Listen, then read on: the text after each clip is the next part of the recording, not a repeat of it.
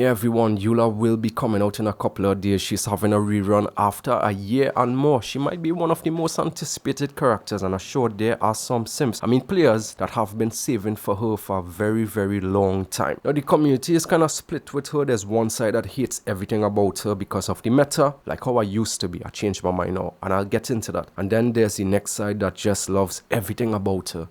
Her design, her VA, her skills, her animations in the other site. She has some of the top tier content that could sell her to anyone, even Eula. As I was saying, I changed my mind about her, and what made me do so is this new abyss. This abyss basically filtered out majority of the meta main DPS units in this game. This new abyss had me using Dea, and she basically ran through this entire abyss. The last floor with the beast them was just so easy with her. And then the next side of the chamber had me using characters like Toma, had me using characters like Zhanglin. I don't actually use these characters, and I was using them. And you know what? It had me thinking, is like, if I base most of my judgment on this abyss, then every 6 weeks, some of the top tier characters is trash. Now, by no means I am defending a unit, but for a physical unit, she's actually good. Even I have a C6 Bennett, I have no problem using her. And to be honest, I just started back using her, and she's fun. She has this one problem with the energy, and it could be solved. Instead of having this one-shot kill burst, you just build her with some energy recharge, and you build some crit on her, just because if you miss that crit, it's gonna kill you for sure. And with this build that I'm using, I'm just having so much fun. Instead of using Wolf's Gravestone, I'm using the Skyward Pride. I focus on crit rate and a ton of energy recharge, a little bit of crit damage there. She's gonna have attack at the end of the day, because if you're using her with Bennett, regardless if he's C6 or not, it doesn't really matter, because you're just funneling energy with her to use her burst. You don't ever go on Eula unless your burst is up. You swap into her, you pop the ult, you kill everything, you swap out, you battery her up back again. But while going through the open world, I actually find it really fun to use her. She takes a little bit of investment, but not as much investment as some other characters, because Superconduct is not a reaction that you have to build off of EM to have your supports. You just swap some Favonius on them and just battery Eula up. And one thing about Eula that I didn't even realize is that when you pop her burst, she does not gain any particles during the animation. So you funnel all the energy onto her first, and then you go into the burst and you do your stuff. Now, one thing you have to keep in mind is that as Genshin Impact progresses in the story and you get new regions, you will realize that some characters kind of feel out of place. And that's how Eula felt for a very long time, because of majority of the enemies in Leeway were the Ruin Guards, and they had very high physical resistance, and there are a ton of enemies like that.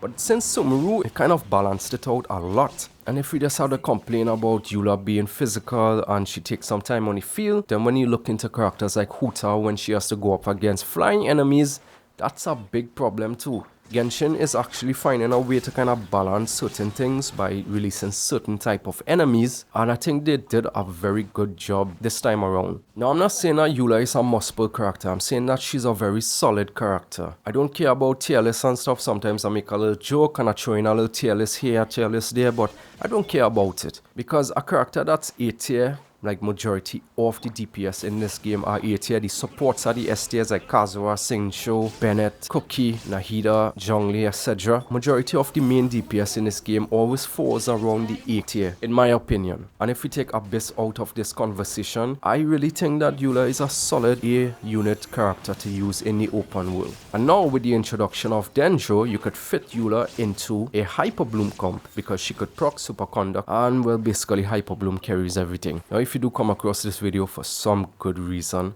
and I hope the algorithm favors me, just pull for the character that you want. Don't care what anyone tells you.